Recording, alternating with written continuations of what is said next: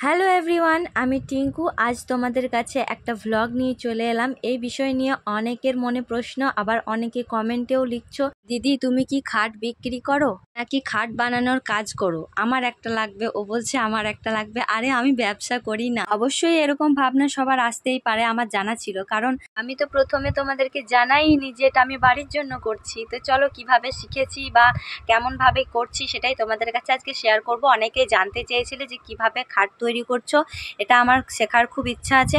তো তাদের জন্যই আর কি আজকে আমি ব্লগটা বানিয়েছি। মানে এই ভিডিওটা প্রথম থেকে শেষ অবধি স্কিপ না করে মনোযোগ দিয়ে দেখো, আশা করছি ভালো লাগবে আর দেখেও কিছু শিখতে পারবে। গতবার খাট বোনার সময় একটু ফিতে বেঁচে গেছিলো, সেই ফিতেটাই আমি লম্বালম্বি ভাবে আগে দিয়ে দিচ্ছি। দু কালারের হলে খুব ভালো লাগবে, তাই না?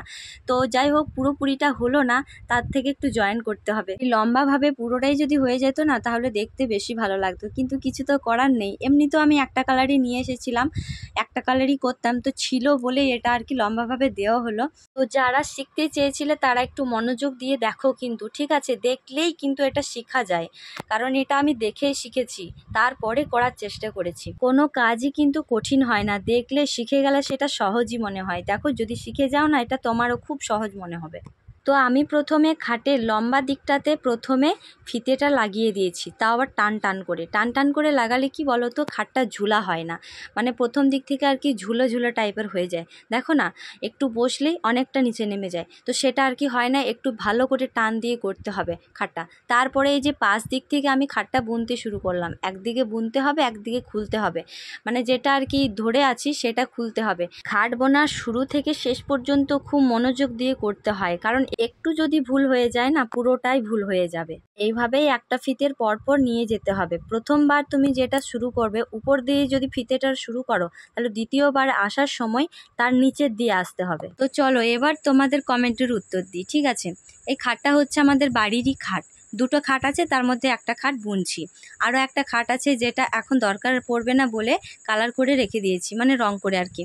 তো রং করলে নাকি জং ধরে না, জং ধরে গেলে তো নষ্ট হয়ে যাবে। আমাদের বাইরে বেশিরভাগ খাটগুলো রয়ে যায়, যার কারণে জং ধরে নষ্ট হয়ে যায়।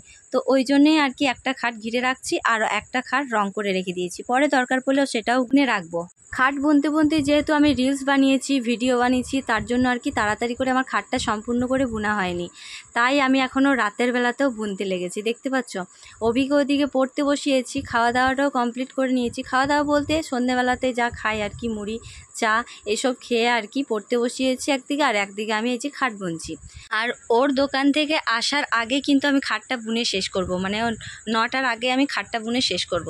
যেহেতু আমি বিকেলবেলাতেই বুনে শেষ করে ফেলতে পারতাম, কিন্তু ওই দিকে সময়টা অনেকটাই চলে গেছে, তার জন্যই আর কি একটু দেরি হয়ে গেল। তারপরে এই যে সন্ধে দেওয়ার ব্যাপার আছে, খাওয়া দাওয়ার ব্যাপার আছে, পড়তে বসানোর ব্যাপার আছে, তাই আর কি একটু মানে দেরি করে হচ্ছে। আর ঘরেরই তো খাট, তাই আস্তে আস্তে করছি, কোনো ব্যাপার না। তো চলো সকালবেলা দেখা হচ্ছে, তোমাদেরকে সম্পূর্ণ খাটটা দেখাবো। বন্ধুরা দেখো, সকালে সম্পূর্ণ খাটের দৃশ্য, মানে শুয়েই আর কি তোমাদেরকে দেখিয়ে দিলাম। কেমন হয়েছে অবশ্যই কমেন্টে জানাবে। আর এই খাট বোনা রিলসে 200K ভিউয়ার্স, 1.2K লাইক, অনেক ধন্যবাদ সকল বন্ধুদের। এইভাবেই কিন্তু সব সময় সাথে থাকতে হবে আমার। তো চলো, অনেক ধন্যবাদ সবাইকে। ব্লগটি ভালো লাগে থাকলে লাইক কমেন্ট শেয়ার, টাটা।